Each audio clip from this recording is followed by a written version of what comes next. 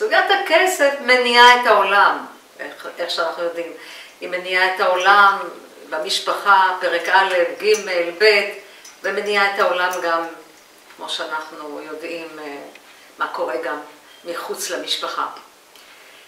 בפרק ב', העסק מסתבך, משום שאנשים בדרך כלל בפרק ב' באים כבר עם נכסים שכל אחד מהם צבר בנפרד. על אחת כמה וכמה זה הולך ומסתבך שבעתיים, כאשר לאחד הצדדים או לשניהם יש ילדים מנישואים קודמים. אבל אני ראיתי את הסוגיה הזאת סבוכה למדי גם אצל אנשים שהם עוד לא נשואים. ולא תמיד יש ילדים, אבל למישהו יש דירה ולשני אין דירה. מישהו מרוויח הרבה כסף והשני מרוויח מעט כסף. ואיכשהו היצירה של הזוגיות בפרק ב' היא יוצרת רגישות של האנשים להיבט הכלכלי, למה שהם מביאים, הרבה יותר גבוהה מאשר כשהם צעירים, ועדיין הם מרגישים איזשהו שוויון. אגב, גם בפרק א', אם מישהו בא ממשפחה עשירה, אז הרבה פעמים המשפחה שלו דואגת שהוא לא יאבד את נכסיו ורושמים את הדירה, נגיד שהמשפחה נותנת לזוג הצעיר על שם הבעל. על פרק ב' זה קורה כבר לא רק מאינטרס של ההורים, אלא זה קורה הרבה פעמים מהאינטרס שלנו. עכשיו, איך זה מתבטא? אנחנו כמובן נראה את זה. אתה רוצה להוסיף על זה? אני חוויתי, גם כמטפל וגם באופן אישי, הרבה יותר את שאלת הכסף ממוקדת בילדים. כשיש הילדים שלו או הילדים שלה, או אפילו רק הילדים שלה, והגבר מצטרף, נוצר כאן מטען אטומי של רגשות. כי קודם כל התרבות שלנו מאוד לוקחת את הקטע הגנטי, הילדים שלי, מהזרע שלי, וזה הופך להיות לאישו מאוד מאוד גדול. האם אני אשקיע את הכסף בילדים שהם לא שלי? קשה לתאר עד כמה הדבר הזה הוא חזק. עכשיו, יש פה את הקטע של האמא, שבעצם מתחילה, הוא עושה חשבון, מתקמצן על הילדים שלי, אז היא הופכת להיות, כמו שהרבה מאוד גברים אומרים לי בטיפול, היא העורכת דין של הילד שלה. אני לא יכול לדבר עם הילד שלה, אני לא יכול לשים לו גבולות, אני לא יכול לעשות שום דבר. אי אפשר להגיד לא על קניית משהו, כי מיד זה אתה מפלה את הילד שלי, וכאן מתחילה להתרחש מלחמת עולם. הקושי של ההורה הלא ביולוגי, שהוא מפחד להיות פרייר, כמו שכן תיאר, זה קושי שרק מזכיר לנו שאף אחד הוא לא מלאך. אנשים באים עם זה, לא תמיד הם מודעים, הם נותנים המון תירוצים להתנהגות הקמצנית שלהם. כמובן שזה מחבל באינטימיות הזוגית, כי ההורה הביולוגי שמרגיש שזה בדרך כלל הגבר מצטרף לאישה וילדיה ויש לו ילדים הרבה פעמים מנישואיו הקודמים, ואז גם נוצרת אצלו התחרות וגם אשמה במי הוא משקיע יותר, הרי יש לו ילדים וכמובן הילדים נושפים בעורפו. אז יש שם סוגיה לא פשוטה.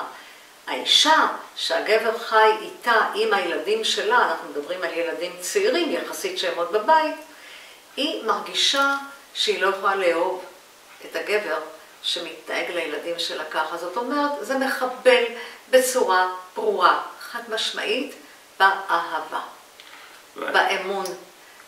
והזוגיות היא מקרטעת, אבל ממש מקרטעת. עכשיו אני רוצה בכל זאת לדבר על איך מתמודדים. בספר שלי, נישואים שניים, שיצא לאחרונה, פעם שלישית, 2014, מודן, אני הקדשתי לפרק הזה המון, לסוגיה הזאת, יותר מפרק אחד. וגם רציתי לשמוע את הילדים, וגם ראיינתי המון אנשים, וגם ראיינתי את עצמי כמובן, ואת בן זוגי, כדי להבין מה עושים, ותמיד התשובה הייתה אותה תשובה. השכל הישר והנדיבות והגישה ההומנית. הורה לא ביולוגי הוא לא יכול להיות תחליף הורה. וכפי שאמרתי, אין מלאכים. אבל אם אנחנו יוצרים משפחה חדשה, אנחנו צריכים להבין שאנחנו לא רק התחתנו עם האישה. האישה יש לה ילדים, כלומר, גם אישה צריכה לזכור שהיא לא רק התחתנה עם הגבר, יש לו ילדים שהרבה פעמים לא גרים ויש להם צרכים.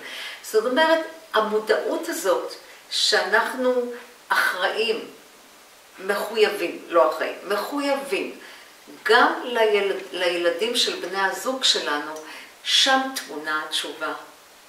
כי במקום קמצנות יש חשיבה מפרגנת, יש שיקול דעת, יש שותפות. אין, זה שלי, זה לא שייך, אלא יש פתיחת יד, זה אמור לבוא משני הצדדים. כן, אני רוצה להתייחס פרטנית יותר לגבר.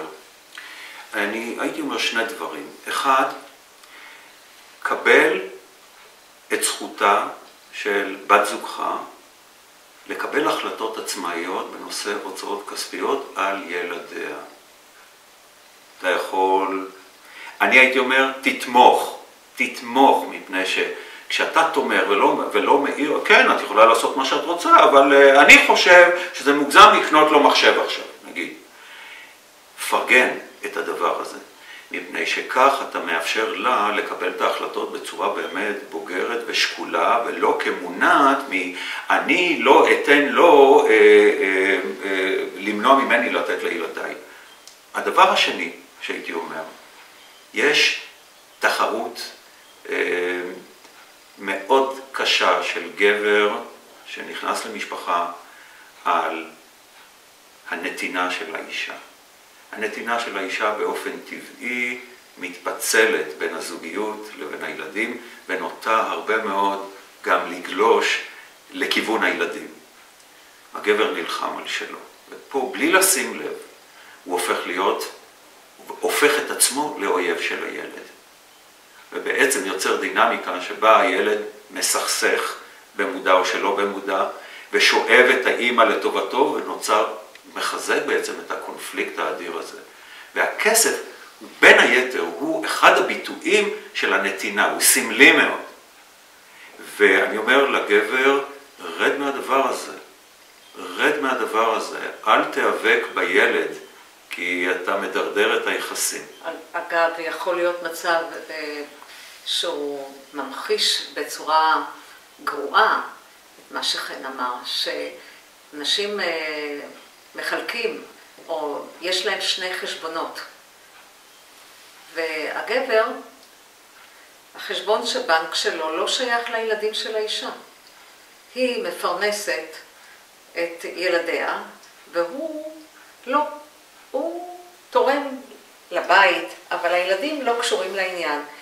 יותר טוב לא להתחתן, לא להתחיל אפילו, כי זו גישה שהיא מכניסה לתוך חיי נישואים שבנויים על ברית, על שותפות, היא מכניסה אינטרסים כלכליים שגם לא הייתי ממליצה לאמץ אותם בעולם העסקים. זה ג'ונגל, זה לא ערכים הומניים. אז אדם צריך להבין שהקמצנות על הילדים שלה, כי הם לא שלו, והם עוד התחצפו אליו, זה לא יכול לעבוד. עכשיו, העניין של שני חשבונות, אגב, לעשות חשבון אחד שהוא החשבון של הבית, בעיניי זה פתרון נכון. זה לא אומר שאם יש לו דירה לגבר או לה, דירה מהנכסים הקודמים, שפתאום היא גם על שמה. מותר לאדם לשמור על נכסיו דלוניידה, כפי שהם לטובת ילדיו מנישואיו הקודמים. זה בסדר, אבל הניהול של החיים, שזה כולל, כן, אין לי מה, ניהול החיים. וזה כולל את הילדים שגרים איתנו. אין תחליף לשכל הישר. מי שמביא ערכים של עולם העסקים הקשוח, והוא מפחד שרק ייקחו לו, לא מבין מה זה משפחה. אני רוצה להגיד משהו על דרך החיוב, כי קודם אמרתי לגבר, על, זה בסדר. אני רוצה להגיד משהו חיובי שאתה יכול לעשות. תתיידד עם הילד שלה, עם הילדים שלה. נכון, האהבה לילדים שלה לא תבוא בבת אחת. האהבה זה דבר שהוא תהליכי. גם אם אתה מרגיש את הקנאה, את הכעס, את התסכול, מול מה שהילד מקבל או הילד עושה. יש כאן משהו שדורש הרבה מאוד משמעת פנימית. תיצור חוויות חיוביות מול הילד. אתה לא תהיה לעולם כמו אבא, ביולוגי, זה בסדר, אתה לא צריך. אבל תיצור תהליך שבו התחרות הזאת נמנעת באמצעות יחסים טובים.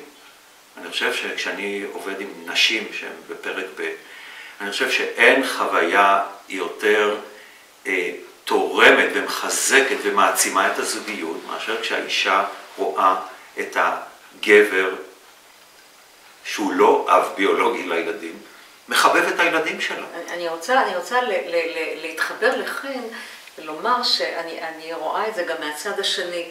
גבר נגיד שהוא מתחתן, גבר שיש לו ילדים, הוא לא מגדל אותם, הוא מתחתן עם רווקה, שהיא כבר דואגת שמה הוא ייקח מהמשאבים לטובת ילדיו. זה לא יכול לעבוד.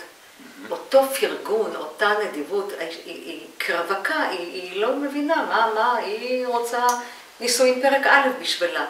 צריכה להבין שלאיש הזה יש ילדים, וחלק מהמשאבים שלו ילכו למקום אחר. ואם היא באה וכבר אומרת, אבל מגיע לי, ואחר כך היא מביאה ילדים, ופתאום יש 2-3 ילדים חדשים, היא יכולה לחולל הרס, כי הוא נקרא בין שני העולמות.